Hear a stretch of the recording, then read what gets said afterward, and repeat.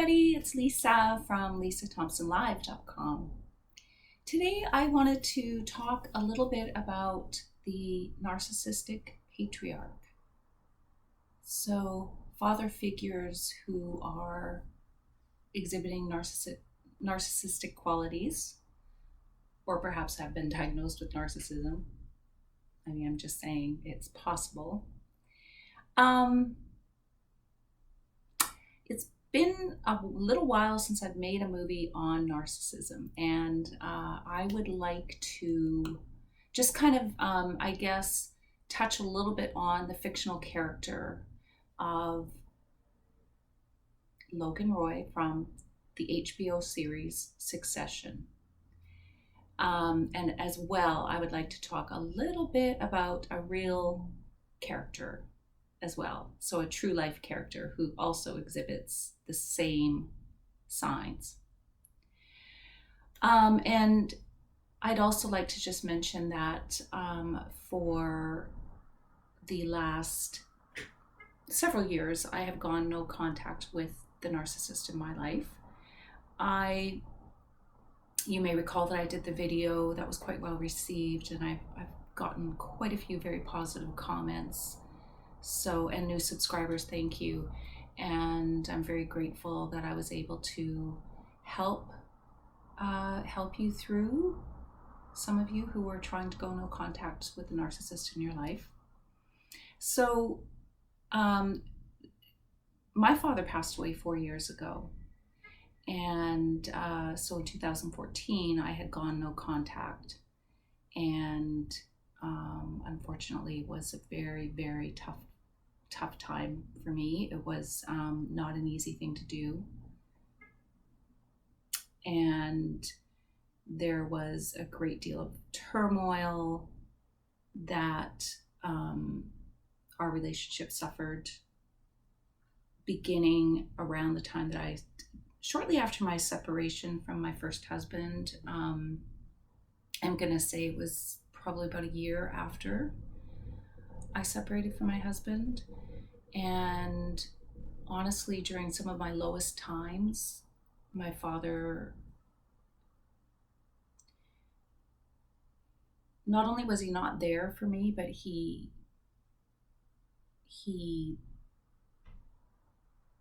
what do they call it? It's the devaluing that goes on. And so he began the devaluing of me as a person within the family. And our family, my father founded what eventually became a successful business. And he had all, my siblings, he has his family involved in the business. But I don't really want to, it wasn't really about talking about my father per se, but I just wanted to, I guess, explain why the patriarch narcissistic personality is of interest to me, the family dynamics that go on in a patriarch narcissistic led family, because it is a very unique dynamics that go on. There's the devaluing, the discarding, there's the golden child and the scapegoat, etc. And I won't go into too much of those details per se, but I just kind of wanted, by way to explain where I've been and where I'm at now. And at the end of the video, I will just discuss a little bit about my healing process. So what I would like to do is talk about Logan Roy as a case study of a narcissistic father. I think he just makes a great case study and a very interesting study, an interesting character to look at. I shared a clip about a year ago here on YouTube from the show Succession in season 1, when Logan Roy has changed his trust, and he's changed it so that his current wife will have more control and more shares in the wealthy business that he owns and that all of his adult children work in. He, in effect, is taking away some of his adult children's power in the event of his death.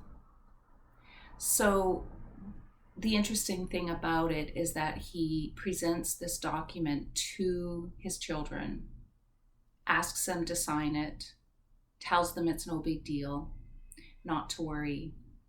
It's really nothing. It's just housekeeping. And the second oldest son, who's one of the main characters, he in the show, he questions his father. He says, "Dad, do I need to get a lawyer to look at this?" And his dad's like, "No, son, no. Why would you need that? We've already talked about this. It's really nothing. Just sign it." And then as the other siblings begin to argue about it, because there's only one sibling now that is not inclined to sign this document without a lawyer having a look at it and giving her advice, and that's the daughter. But then what happens is the father, Logan Roy, ends up in the hospital in this episode. He has a mini stroke, I believe it is. I don't think it was a heart attack. He's in the hospital, he's unconscious, and the younger son's goading his sister, just hurry up and sign this document. Go, let's just do this for Dad. Let's do this one thing for Dad. And I just thought the dynamics, within the adult children and were just so realistic in a narcissist patriarch family. There will always be one or two that are just extremely loyal, and they'll do anything for the patriarch, anything at all. They don't think about what the cost to themselves might be. And they just will do as they're told. They worship their father. They are seeking father's approval still, which is a very natural, father-son, father-daughter situation. The dynamics don't change when you become adults. I think that everyone seeks parental love, no matter how old you are. And so in this kind of dynamic, in a business setting with a family business, with a narcissistic patriarch, some of the children will do whatever father asks without question. And that's exactly what he wants. That's what the narcissist wants. He wants the documents signed, and he wants them signed right now. He does not appreciate outside opinions. He does not appreciate his children seeking outside professional opinions. And he'll make it very clear, and he will verbally abuse if there is resistance to signing documents, for example. And it can be very devastating. It can be a form of financial abuse that's very, very hard to come back from. Very hard to come back from. So in the Logan Roy, so in the fictional family that we see in the show Succession, it's sort of an absurd show in a way, because the wealth is just so unbelievable. And people like us, we sort of look and go, wow, this is almost, it's not relatable. These family members, their lifestyle is so outrageously rich, and they are entitled, they're spoiled, there's all these things that you think when you see these characters. And I totally agree with that.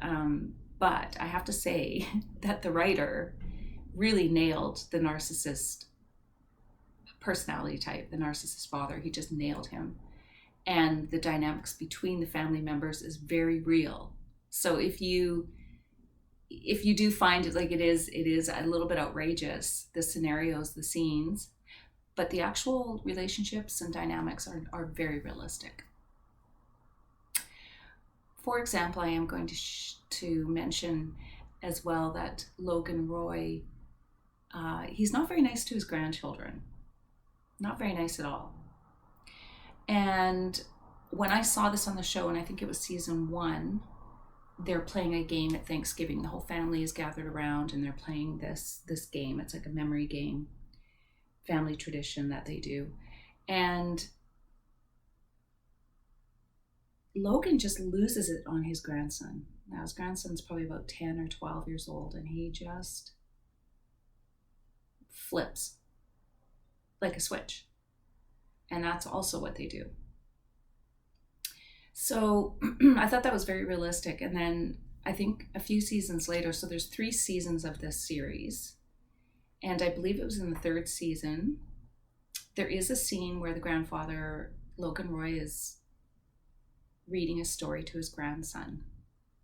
And it's very tender. It's a very tender moment. He's speaking very tenderly to his grandson, trying to comfort him. And I remember when I watched that, I thought, well, that's kind of out of character for a narcissist. You know, it was out of character for Logan Roy. But then I realized in this scenario, what was going on is that the father of this child, so Logan Roy's son, was temporarily estranged from the father. They were having conflicts regarding the business, and so they were trying to negotiate some things, but essentially they were having conflict. So in a way, the grandfather treating the grandson like love bombing him was a form of manipulation, a form of getting the grandson to sort of, bond with him, and in the absence of the father. Kind of a way of getting back at the father. So, the love bombing, the manipulation, the control that goes on in a business like that too, the family business, and the signing of documents, it's all very realistic. Pressure.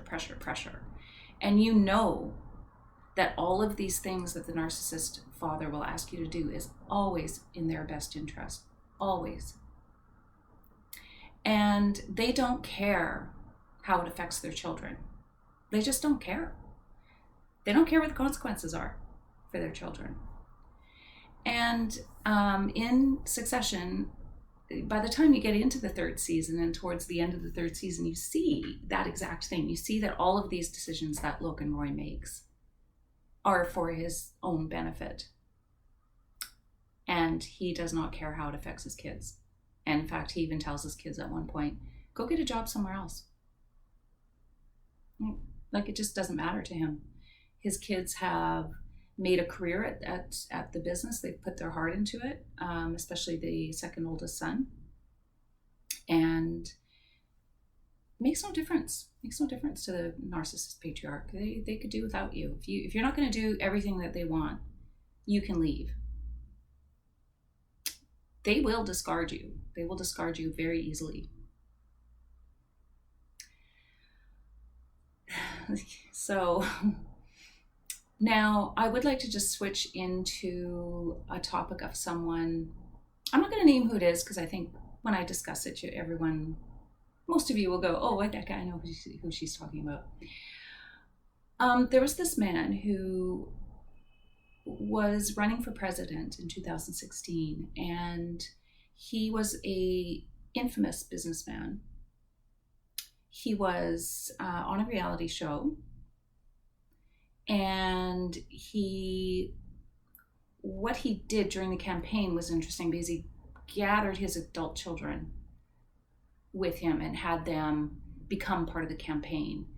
His right hand and right and left hand men were his children, his adult children.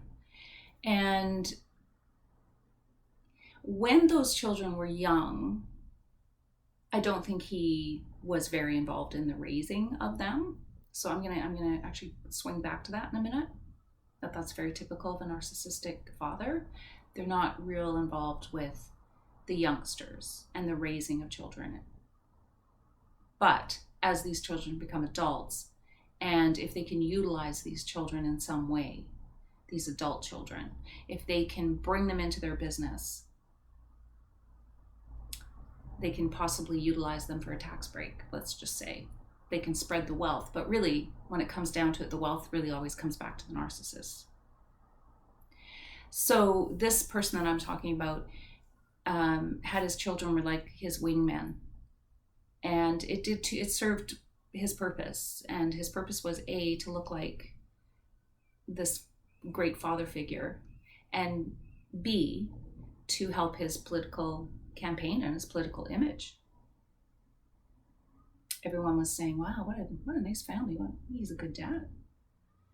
And I remember thinking, no, there's something constructed about this. There's something very false about it.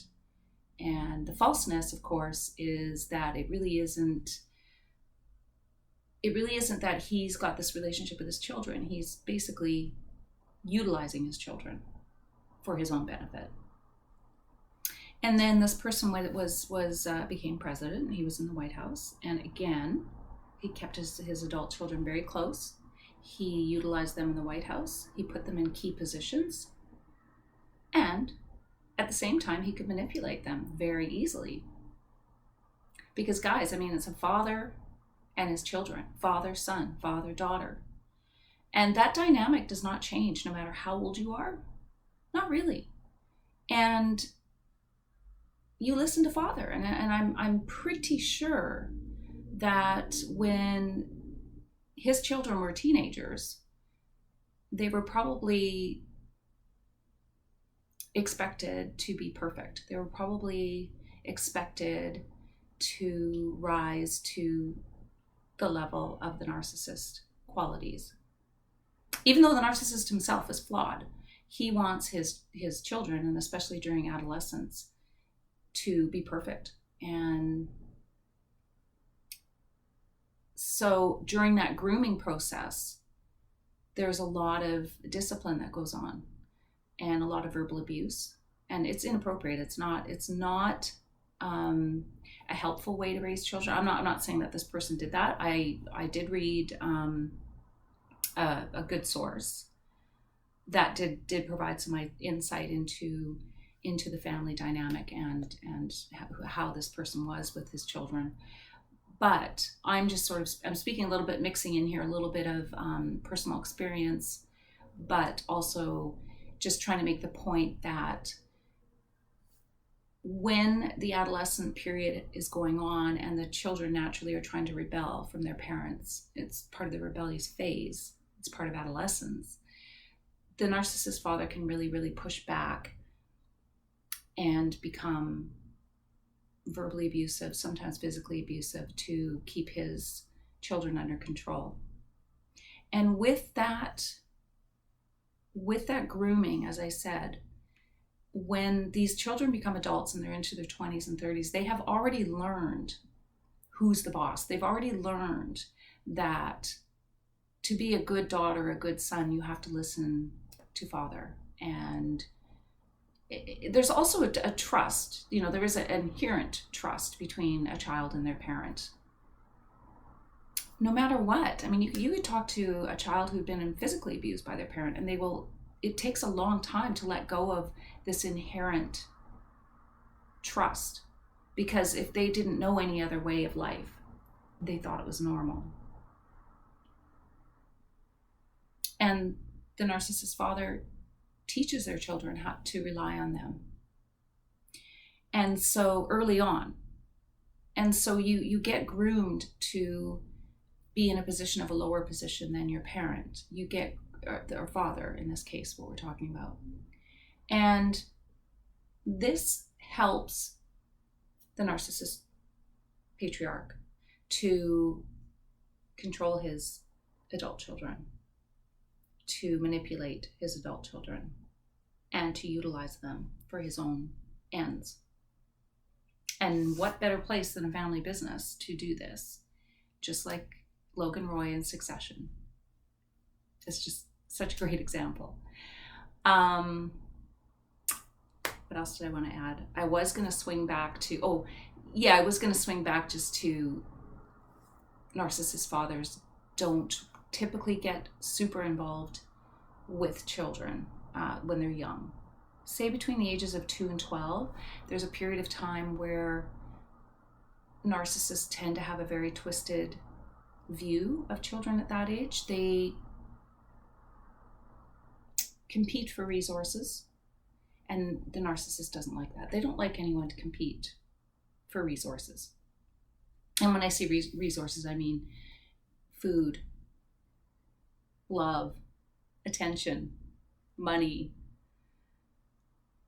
basic, survival things that children rely on their parents for. It's the natural progression of life.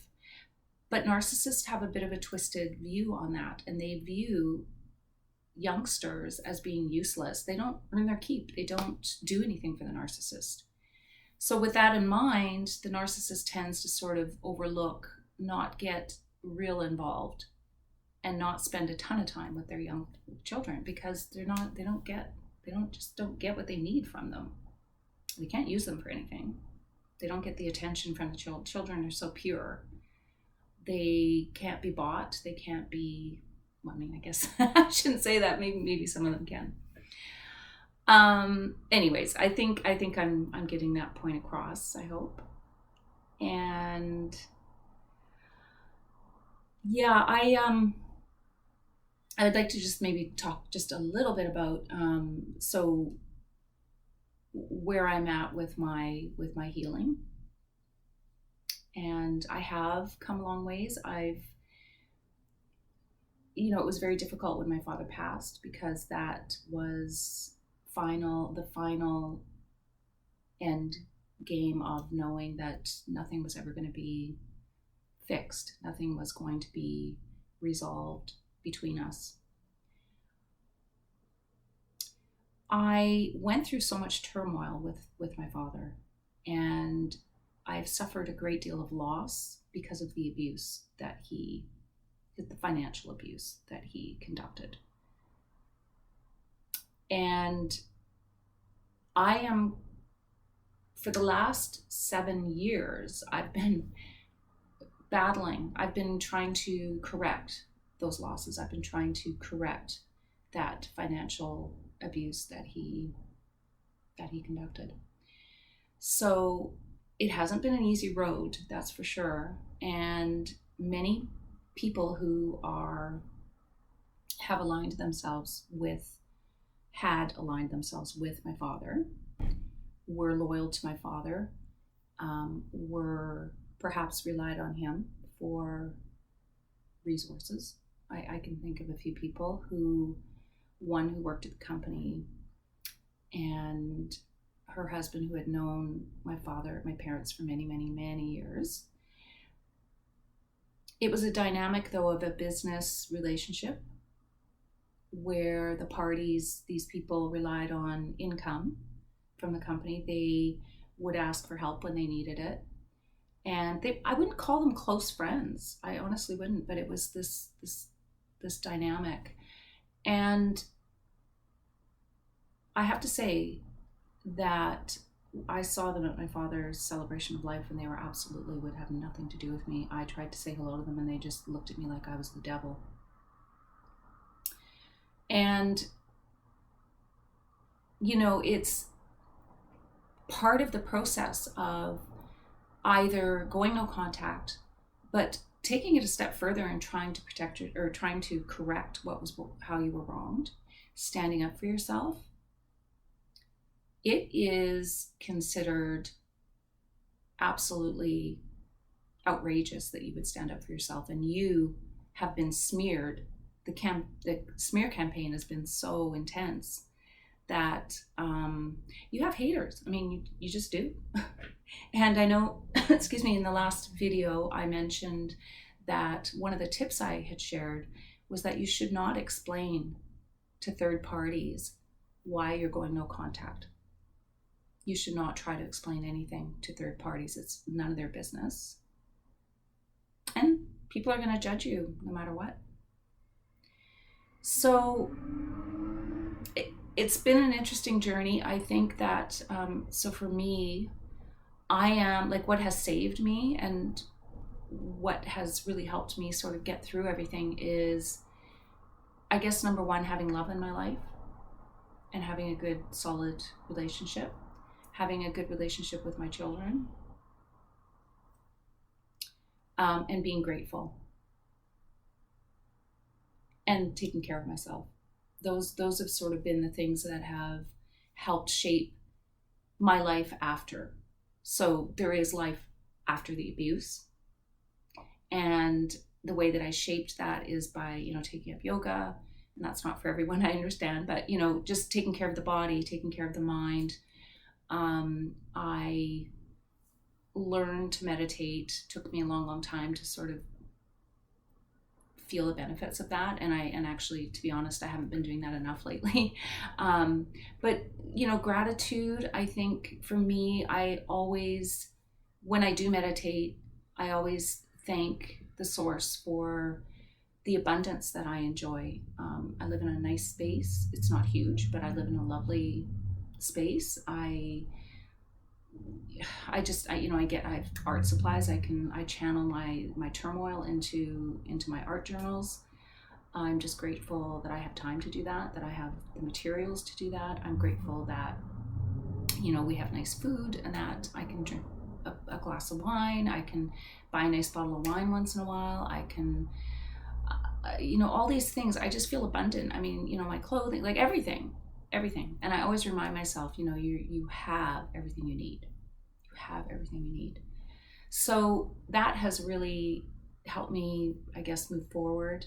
And I feel definitely very blessed to have love in my life. And for those of you who have had a relationship with a narcissist, whether it's through marriage or whether it's in your family, it is the complete opposite of love, because there's always an exchange. You are so easily devalued and discarded, and you are a transaction. And that's not love. That is not love. No, not at all. So when you do have love, you begin to heal, and you do begin to sort of, you understand your own value. So I didn't want this video to get so long, but if you have experienced patriarch, narcissist, or any kind of narcissistic relationship,